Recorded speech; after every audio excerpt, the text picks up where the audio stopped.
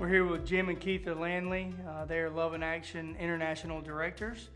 They're here stateside for a couple months, and before they go back home to the Philippines, we wanted to just get together, ask a few questions so everybody could get to know you and in your mission work and also in your capacity as Love in Action Directors internationally.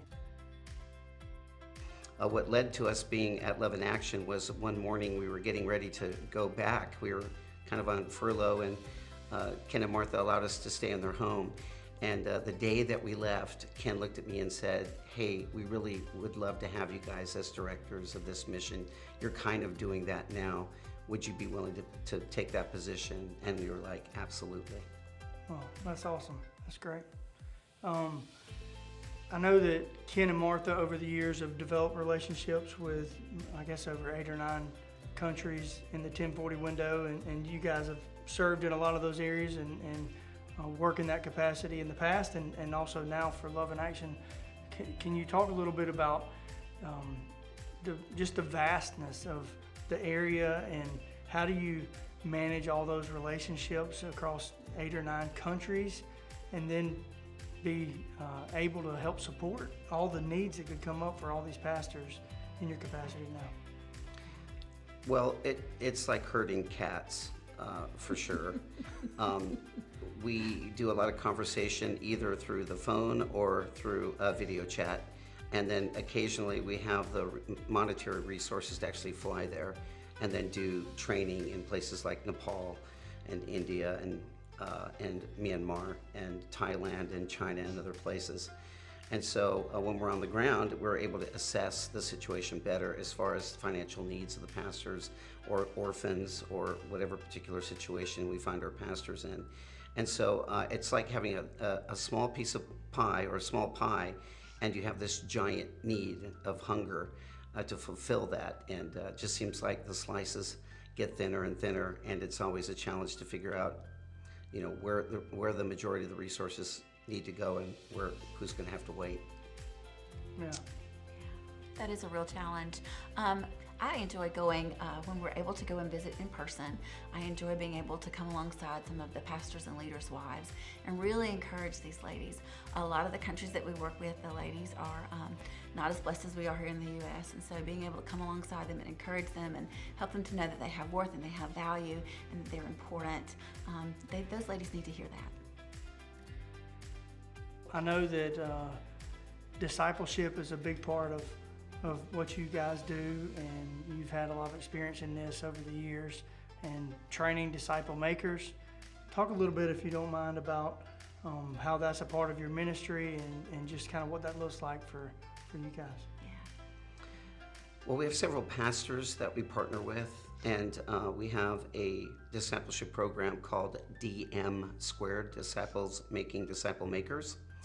And currently the 6 pastors that we're working with are going through that program to multiply disciples. And one particular pastor, Pastor Elson, has 17 groups now that he's started as a result of this. So we're seeing a lot of traction in that area, as well as in the other countries that we're involved in as well.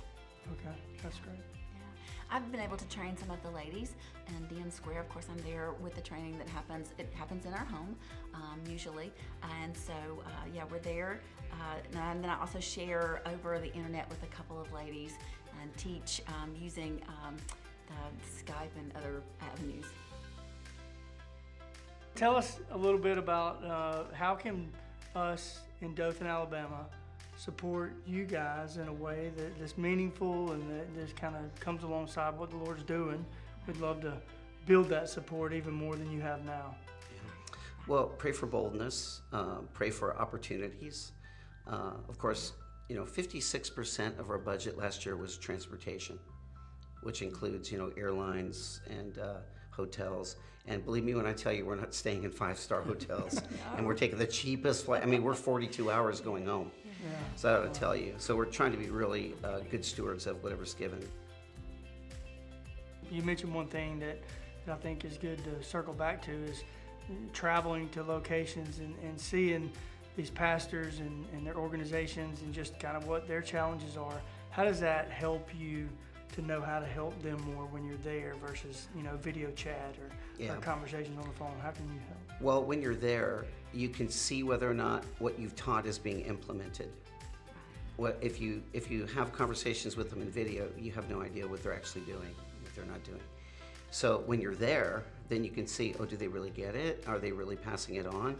And if they're not, maybe they need more examples, more mentoring, so that they can get to that second or third generation. So that's when it becomes very important. And sometimes we have partners that we go, I don't know if we can continue with them. They don't really seem to be about the main thing. And so sometimes we have to reevaluate. And those times are difficult when you have to have those conversations. Sure. Another thing too is your presence is honoring.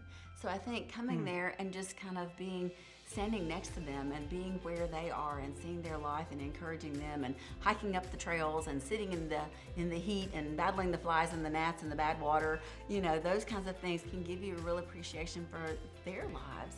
And then to be able to pray with them and hold their hand and hold them as they cry and encourage them. And that's a real blessing to be able to do that. But it does take some time.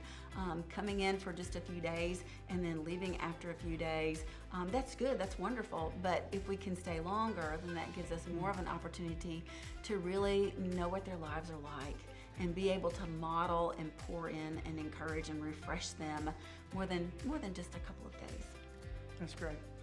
Well, thank you for your time. Thank you for your service. We're looking forward to what God's going to do through you and through Love in Action and all these pastors in the future.